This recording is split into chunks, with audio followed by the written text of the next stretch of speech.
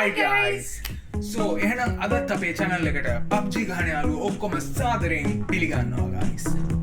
Are you crazy? No. PUBG? Are we going Yeah. to talk about PUBG? නැද්ද? Sorry guys, sorry. මේ අපි අර මේ යන්න එපා. ඔව් ලීව් වෙන්න එපා. මොකද කරන්නේ? අපි අර ගිය සැරේ පොරොන්දු වෙච්ච විදිහට PUBG ලු. sorry. බජට් එක ගැන තමයි කතා කරන්නේ පොඩ්ඩක් පොඩි වැරදීමක්. sorry. I don't have to leave anymore. We are Senrika. Hi guys. So ඕනම වෙඩින් එකක් ගන්නකොට ඒක මාර ස්ට්‍රෙස්ෆුල් සහ එක්ස්පෙන්සිව් වෙනවා. ඉතින් වෙඩින් එක ප්ලෑන් කරන්න ගියාම. So ඒ නිසා අපි අද වීඩියෝ එකෙන් ඔයාලට කියනවා කොහොමද වෙඩින් එකක් හරියට ප්ලෑන් කරගන්නේ ඔයාලගේ බජට් එකේ ඉඳගෙන කියන එක. ඉතින් වෙඩින් එකකට කලින් සහ වෙඩින් එකක් ගත්තට පස්සේ ඔයාලට අවශ්‍ය වෙන අයිටම්ස් ලිස්ට් එකක් ඔයාලා අනිවාර්යෙන් කන්සිඩර් කළ යුතු ලිස්ට් එකක් අපි පල්ලෙහා ඩිස්ක්‍රිප්ෂන් බොක්ස් එකේ ඔයාලා වෙනුවෙන් දාලා තියෙනවා. So ඒක අනිවාර්යෙන් ඔයාලා චෙක් කරන්න. ඒ වගේම තමයි ඒ ඩිස්ක්‍රිප්ෂන් බොක්ස් එකේ තියෙන අයිටම්ස් ප්‍රමාණය ලොකු ලිස්ට් එකක් තියෙනවා. ඒක කොහොමද යූස්ෆුල් විදිහට ඔයාලා හැන්ඩල් කරන්න කියන එක ගැන අපි පොඩි ටිප්ස් වගේක් දෙනවා. ටිප්ස් 10ක් right. ඉතින් ඒ හින්දා මේ වීඩියෝ එක ස්කිප් කරන්න නැතුව දිගටම අපිත් එක්ක රැඳිලා ඉන්න ඒ ටිප්ස් ටික හරියට අහගන්න. So guys, you have to decide and you have to dictate what kind of a wedding you want to take, like on a beach, එහෙම නැත්නම් inside the hall එකකද, එහෙම නැත්නම් casual එකකද, formal එකකද, උඩ රටද, පහත රටද, ඒ වගේ factors. So මේ මොන විදිහට කරත් guys, ඔයාලට අනිවාර්යයෙන්ම මේ factors ටික consider කරන්නම සිද්ධ වෙනවා. ඉතින් ඔයාලා මතක තියාගන්න අනිවාර්යයෙන්ම වෙඩින් එකක් ගන්නකොට at least මාස 6කට කලින්වත් වෙඩින් එක ප්ලෑන් කරන්න මතක තියාගන්න. එතකොට ඔයා කොච්චර බිසි පුද්ගලයෙක් වුණත් ඔයාට ඕන තරම් කාලය තියෙනවා හැමදේම මැනේජ් කරගන්න cool එකේ. Tip number 1. අතරම guys, wedding එකක most determining factor එක වෙන්නේ ඒකේ number of guest list. එතකොට ඒක depend වෙන්නේ how many people that you want කියන එක මත. ඉතින් අතරම කිව්වොතින් ඕගොල්ලන් නැකත් දවසේ ඩිසයිඩ් කරගත්තට පස්සේ ඕගොල්ලන් කී දෙනෙකුට ඉන්වයිට් කරන්න ඕනේ කියන මත තමයි ඕගොල්ලන්ගේ ලොකේෂන් එකට යන කොස්ට් එක රඳා පවතින්නේ. ඉතින් මේක වෙඩින් එක අතරම කිව්වොතින් most important factor එකක් වෙනවා. එතකොට ඒක තමයි ඉමීඩියට්ලිම අපිට මේ ඉස්සෙල්ලාම කන්සිඩර් කරන්න වුණ ෆැක්ටර් එක. ඉතින් guys අපිට තිබ්බ COVID restrictions උත් එක්ක ඒක දවස්වල අපිට we had to cut a lot of invitees. එතකොට ගොඩක් අයට අපිට ඉන්විටේෂන් යවන්න උන්නේ අපි පොඩක් restrict වුණා. ඒ හින්දා අපිට ගොඩක් කාලයක් ගත වුණා කාවද අපි තෝර බේරගෙන ඉන්විටේෂන්ස් යවන්නේ කියන එක. ඉතින් ඔයාලා පොඩක් careful වෙන්න ඕන කාවද ඔයාට important කියන එක ගැන මේ ඩිටර්මයින් කරද්දි. ඉතින් මේකේ වාසිය වෙන්නේ guys අතරම invitees ලව cut down කරලා පොඩි ප්‍රමාණයකට ගෙනාවට පස්සේ ඔයාලට පුළුවන් ඔයාලගේ හොටෙල් එකේ ඔයාලා තෝරගත්ත හොටෙල් එකේ ප්ලේට් එකකට යන කොස්ට් එක අඩු කරගන්න. එතකොට දැන් ප්ලේට්ස් වලට යන ක්වොන්ටිටි එකට යන කොස්ට් එක අඩු වුනහම ඔයාලට පුළුවන් ප්ලේට් එකක් ඔයාලට කස්ටමයිස් කරගන්න හොටෙල් එකත් එක්ක කතා කරලා. එතකොට මෙතන තියෙන වාසිය තමයි ඔයාලට ලොකු ස්ප්‍රෙඩ් එකකට යන්න පුළුවන්. මොකද ඕවරෝල් කොස්ට් එක අඩු වෙනකොට ඔයාට එක ප්ලේට් එකකට දෙන්න පුළුවන් ෆුඩ්ස් ප්‍රමාණය, අයිටම්ස් ප්‍රමාණය, එහෙම නැත්නම් ස්ප්‍රෙඩ් එක හොඳ ක්වොලිටි රේන්ජ් එකකට යන්න පුළුවන්. අනිත් පොයින්ට් එක තමයි guys ඔයාලා දැන් වෙඩින් එකට ඉන්විටේෂන්ස් යවනකොට ගෙස්ට් ලිස්ට් එක හදනකොට ඔයාලා හැමෝටම මේ ඉන්විටේෂන්ස් යවන්න එපා. ඕකේ ලයික් අල්ලපු ගෙදර ආන්ටිටයි, එයාගේ දුවටයි, දුව බැඳලා ඉන්න එක්කෙනාටයි, එයාගේ පුතාටයි, එයාගේ බබාට යවන්න එපා guys. ඕකේ ඔයාලට අවශ්‍ය කට්ටිය විතරක් ඉස්සෙල්ලා සිලෙක්ට් කරගන්න. ඉමීඩියට්ම කට්ටිය. එහෙම නැත්නම් next immediate relatives ලා ළඟම කට්ටිය ළඟම සර්කල් එකේ කට්ටියට විතරක් යවන්න. පොඩ්ඩක් careful වෙන්න. මොකද ඔයා ඉන්විටේෂන්ස් යවන්න ඕනේ ඔයාලගේ වෙඩින් එකේ ඔයාගේ බජට් එකට දරා ගන්න පුළුවන් වෙන ප්‍රමාණයට විතරයි. Keep that in mind. 1 hour later. Tip number 2. Okay guys, ඔගලන් ඉන්වයිට් ලිස්ට් එක හැදුවට පස්සේ ඊළඟ දේ තමයි කරන්න ඕන උගලන් හොටෙල් එකක් සිලෙක්ට් කරගන්න එක. ඒකට ඔගලන් එක හොටෙල් එකක් නෙමෙයි හොටෙල් 3ක් විතර සිලෙක්ට් කරගෙන නිවාඩු දවසක වෙලාවක් අරගෙන පොඩ්ඩක් මේ හොටෙල්ස් වලට වෙන වෙනම ගිහිල්ලා කෑම ලොකේෂන් එක ප්‍රයිසස් කොහොමද අන්න ඒ දේවල් ගැන පොඩ්ඩක් මැනේජර් එක කතා කරගන්න ඕන. ඒ කතා කරගත්තට පස්සේ තමයි ඔයගලන්ට ඩීටේල්ස් ඔක්කොම ගැදර් කරගත්ත නිසා පස්සේ ෆයිනලයිස් කරගන්න පුළුවන් this is good for our budget කියන එක. ගොඩක් අය මේ දවස්වල යන්නේ ගොඩක් මේ හෝල්ස් වලට. ඒ කියන්නේ එහෙම නැත්නම් ඉන්ටීරියර් බැන්ක්වෙට් හෝල්ස් වගේ වලට තමයි ගොඩක් අය වෙඩින්ග්ස් ගන්න ගොඩක් වෙලාවට යමු වෙන්නේ. So ඒක හොඳ ඇතර මොකද දන්නවද unless a fire is gonna happen the building will be still there guys. So ඇතරම චර්ච් එක ගන්නවා නම් බය වෙන්නම දෙයක් නැහැ. ඉන්ඩෝ හෝල් එක ගන්නවා නම් ඒ දෙක ගැන කිසිම ප්‍රශ්නයක් නැහැ. ඒ දෙක ගැන ඇතරම බය වෙන්න දෙයක් නැහැ. ඔය ඉන්ඩෝ එහෙම නැත්නම් චර්ච් ෆන්ක්ෂන් වගේ දේවල් වලට අපි යනවා නම්. හැබැයි trust me guys ඔයාලා outdoor function එකකට යනවා කියන්නේ ඒක මාර්ම ඉස්සරහ දෙයක් guys. මොකද කොයි වෙලේ ඒ දෙක change වෙයිද 100ක වෙනස් වෙයිද බීච් ෆන්ක්ෂන් එකක් ගන්නවා නම් කොයි වෙලේ වහීද පායයිද කියන එක පට්ටම unpredictable. So it's going to be a hassle for you guys, trust me. අපේ මේ වෙඩින් එක දවසේ උදේම පටන් ගත්ත වැස්ස නතර වුණේ ගොඩ වෙලාවක් ගිහලා කොහොමුණත් මේ වෙඩින් ෆන්ක්ෂන් එක පටන් ගන්න ඔන්න වෙන්න තියෙදි පොඩි වැස්සක් ගියා කොහොමුණත් ඒක නැවතුනේ නැත්තම් අපේ වෙඩින් එක හැපිලිම රුයින් වෙන්න තිබුණා නේද? Exactly. ඉතින් මෙතන පොඩි පොයින්ට් එකක් තියෙනවා ඔයාලට ඇත්තටම සඳහන් කරන්න guys. ඔයාලා දන්නා දැන් මේ දවස්වල ගත්තොත් එහෙම දැන් බැන්ක්වෙට් හෝල් වලට වඩා අවුට්සයිඩ් ගන්නකොට තියෙන වාසිය මම ඔයාලට පොඩ්ඩක් කියන්නම් මෙතනදී. දැන් අවුට්සයිඩ් බීච් වෙඩින් එකක් වගේ යනවා නම් ඔයාලා දන්නවා ලංකාවේ කෝස්ටල් ඒරියා එකේ හොටෙල්ස් වල මේන් ඉන්කම් එක රඳා පවතින්නේ ටුවරිසම් සෙක්ටර් එක මත. තමයි රඳා පවතින්නේ යාලගේ මේන් සෝස් ඔෆ් ඉන්කම් එක. So ඔයාලා පොඩ්ඩක් කල්පනා කරලා බැලුවොත් මේ දවස්වල බැන්ක්වෙට් හෝල් එකකට යනවට වඩා ඔයාලා අවුට්සයිඩ් බීච් වෙඩින් එකක් ගන්න තැනට ගියොත් ඔයාලට ඇත්තටම වෙනත් හොටෙල් එකකට යන වියදමෙන් 140ක් වගේ ප්‍රමාණයක් අඩු කරගන්න පුළුවන් අවුට්සයිඩ් බුටික් හොටෙල් එකකට. ඕකේ බුටික් හොටෙල් එකකට ඔයාලගේ වෙඩින් ෆන්ක්ෂන් එක arrange කරගත්තොත් එතකොට අර මං කිව්වා වගේ ඔයාලා පොඩ්ඩක් ඔයාලගේ බ්‍රේන් එක යූස් කරලා පොඩ්ඩක් මේ ලොජික් එක කල්පනා කරලා බලුවොත් ඔයාලට තේරෙනවා ලංකාවේ කෝස්ටල් සයිඩ් එකේ ටුවරිසම් සෙක්ටර් එක හින්දා මේ දවස්වල යාලගේ ඉන්කම් එක පහත වෙන්න තියෙන්නේ. එතකොට ඔයාලට තේරෙනවා ඔයාලා අවුට්සයිඩ් බීච් වෙඩින් එකක් ගන්න ගියොත් එතනින් ඔයාලට කොච්චර ප්‍රමාණයක වාසියක් වෙනවද කියන එක. Tip number 3.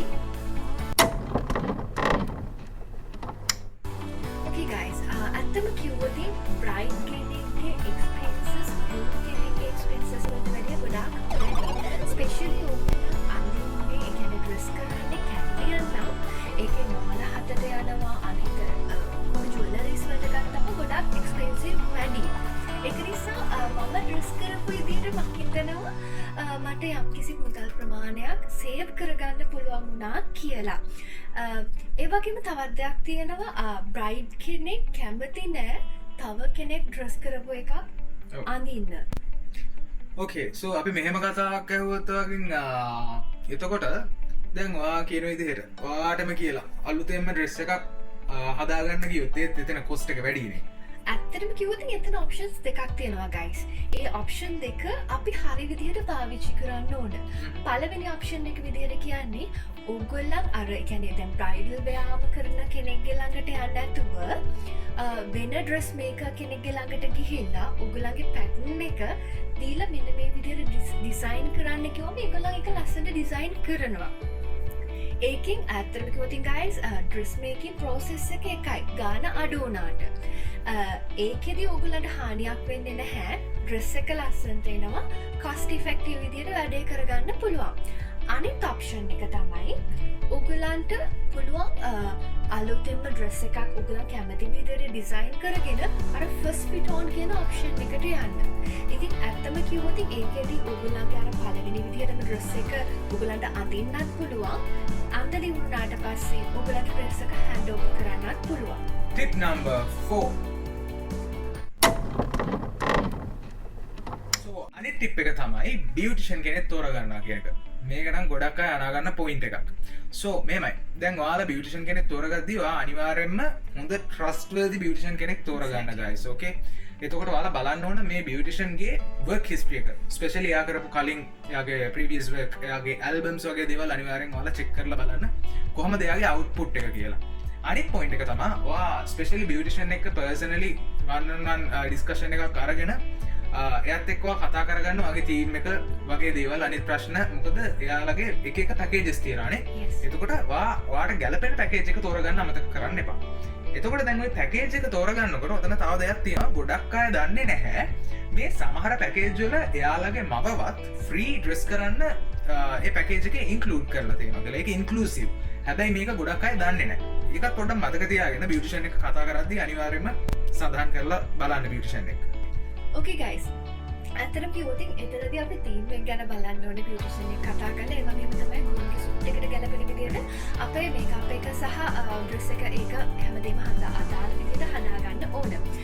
ඊට අමතරව අපි බලන්න ඕන අපි කී දෙනෙක් බ්‍රයිඩ්ස්මේඩ්ලා ගන්නවද කියන එක අපේ බජට් එකට ගැලපෙන විදිහට තමයි ගන්න. ඒ වගේම තමයි අපි ගෝවින්දගේ චේන්ජ් කරේ නැහැ, ගෝවින්දගේ චේන්ජ් කරේ නැති හේතුව වෙන්නේ මොකද අපිට අවශ්‍ය වුණා අපි පාටි එක එන්ජොයි කරගන්න.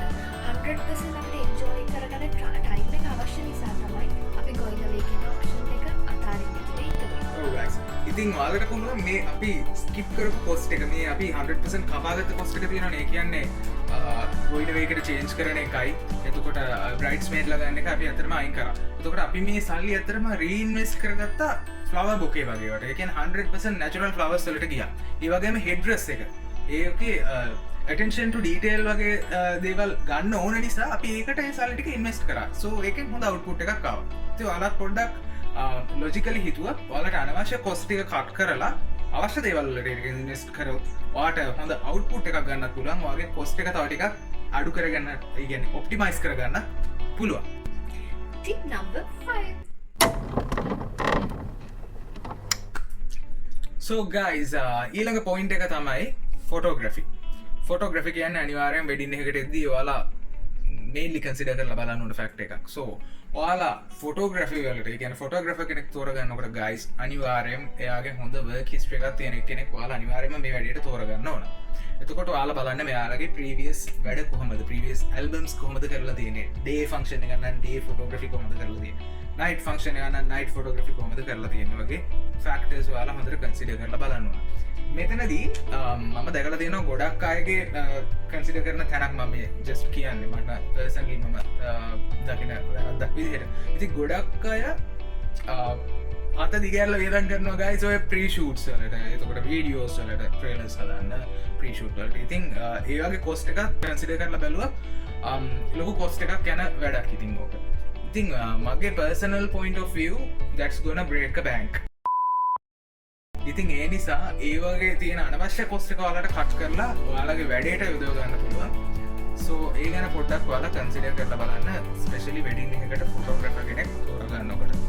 okay guys, so අනිත් පොයින්ට් එක තමයි මේ දවස්වල දැන් වෙඩින් ෆොටෝග්‍රැෆි වලට එනකොට මම දැකලා තියෙනවා එයාලගේ පැකේජස් ගොඩක් තියෙනවා. Silver package, gold package, platinum, premium වගේ ලොකු රේන්ජ් එක පැකේජස් තියෙනවා. මේ වගේ කොස්ට් එකක් ටිකක් ඩිෆරන්ට්. so ඔයාලා තෝරගද්දී ඔයාලට හරියටම ස්වීට් වෙන පැකේජ් එක තෝරගන්න ඔයාලා පොඩ්ඩක් බුද්ධිමත් වෙන්න ඕන. අනිත් ඒ තමයි දැන් මේ වෙඩින් එකක thank you card කියන එක ඒගොල්ලන් දෙනවා. හැබැයි අතරම කියන්නේ ඒකේ printing cost එක වැඩි.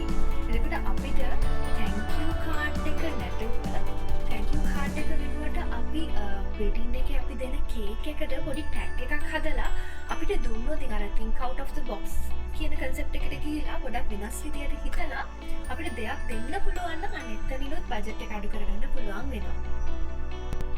tip number 6. ඊළඟ පොයින්ට් එක තමයි ඩෙකෝස්. ඉතින් මේකත් අනිවාර්යයෙන්ම බලන්න ඕන පොයින්ට් එකක් ඩෙකෝස් කියන්නේ ඔයාලගේ වෙඩින් එකේ ඉම්පෝර්ටන්ට්ම දෙයක්. ඉතින් guys ඩෙකෝස් දෙද්දී ඔයාලා අනිවාර්යෙන් බලන්න බැහැලා වැඩ කරන කෙනෙක්ට දෙන්න. මෙහෙමයි. ඩෙකෝස් අඩුවට දෙන්න පුළුවන් කියලා ඔයාලා අඳුරන කට්ටියට නම් දෙන්න යන්න එපා guys. okay හොඳට වැඩ කරන්න පුළුවන් කෙනෙක්ට ඩෙකෝස් ටික බාර දෙන්න මතක තියාගන්න. මොකද සමහර කට්ටිය ඉන්නවා ඔයාලා ඩෙකෝස් ඔයාලා කතා කරන්න ගියාම ඔයාලට ෆොටෝස් පෙන්නනවා, අන්තිමට ඒකේ අවුට්පුට් එක බලන්න යද්දී ඒකේ ඇත්තටම ඔයාලා ගිහිල්ලා බලපුවාම කරලා තියෙන වැඩේ ඔයාලට පෙන්නපු එකයි නිකන් අහසයි පොළොවයි වගේ තනිකරම වෙනස්. ඉතින් එතකොට ඔයා මේක රියලයිස් කරගන්න ඔයා වෙඩින් එක දවසට අදාල හොටෙල් එකට යනකොට එතකොට රෝ ටූලේට් හරි ඒ නිසා ඔයාලගේ ඩෙකෝස් කරන්න දෙනකොට සල්ලි ගැන වැඩිය හිතන්නතුව අඩුවට චීප්ම විදිහට කරන්නතුව වාල බලන්න හරියට වැඩේ කරන්න පුළුවන් කෙනෙක් යාලගේ වැඩිටික හරියට බල්ල කලින් කරලා තියෙන ටික බල්ල වාල වැඩි අනිවාර්යෙන් බාරද ඒ වගේම තමයි ගයිස් දැන් අපි බජට් එකත් එක්ක මේ වැඩේ කරගෙන යනකොට අපි ඩෙකරේෂන්ස් වලදී අපි සිලෙක්ට් කරන්නේ ආටිෆිෂියල්ද ෆ්‍රෙෂ් කියන එකත් එක්ක අපේ බජට් එක වෙනස් වෙනවා. obviously ෆ්‍රෙෂ් ෆ්ලවර්ස් ගන්නවා නම් අපේ cost එක double වෙනවා. අපි ආටිෆිෂියල්ස් ගන්නවා නම් cost එක low වෙනවා. හැබැයි අපි mix එකක් ගත්තොත් හොඳ බජට් එකකින් කරගන්න පුළුවන්. මොකද අපි ඒ දේවල් කන්සිඩර් කරද්දී අපි ගන්න ෆ්ලවර් එක අනුව අපේ බජට් එක ඩිපෙන්ඩ් වෙනවා.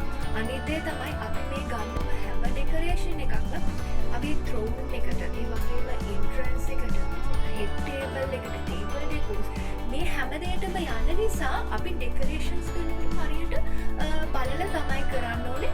අර best option එක විදිහට අපි highly recommend කරන්නේ mix flower කියන option එක තමයි. Tip number 7.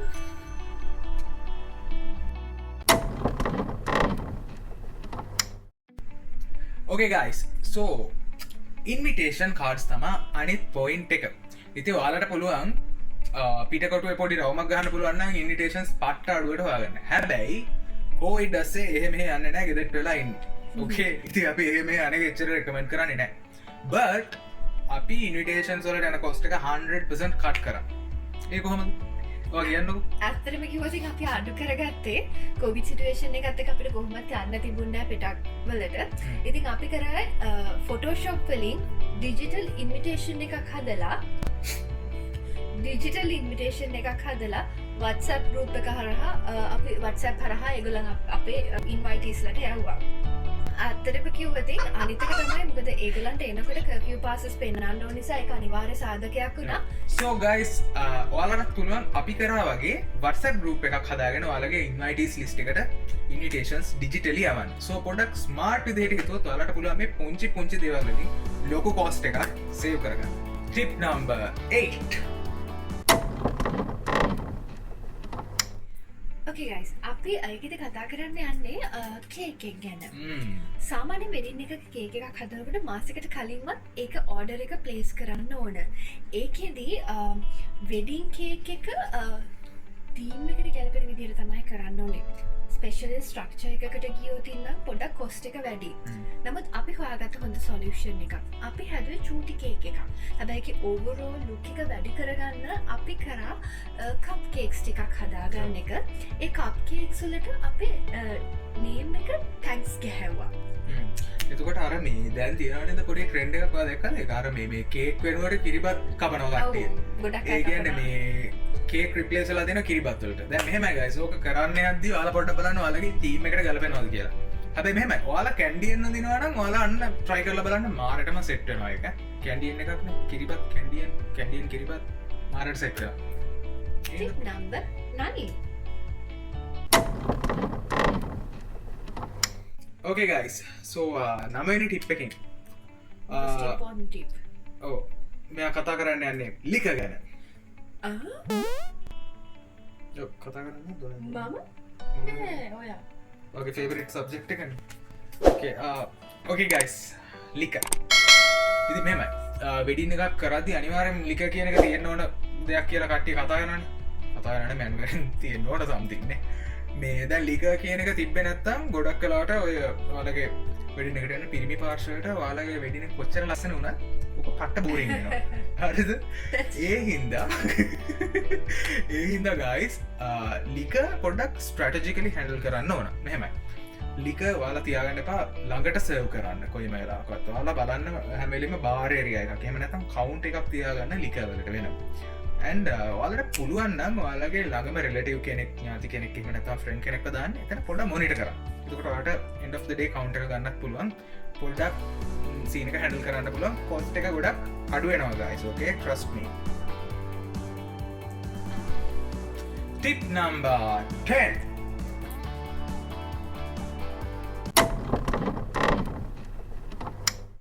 right guys, so දැන් මේ ටිප් එකේදී අපි කතා කරන්නේ මියුසික් සහ ඩාන්සින් ගෲප් එක ගැන. පර්සනලි අපිට නම් හිතුණා ඩාන්සින් ගෲප් එක අට වේස්ට් ඔෆ් මනි කියලා. ඒ නිසා ඒක කපලම දැම්ම ගෙලින්ම.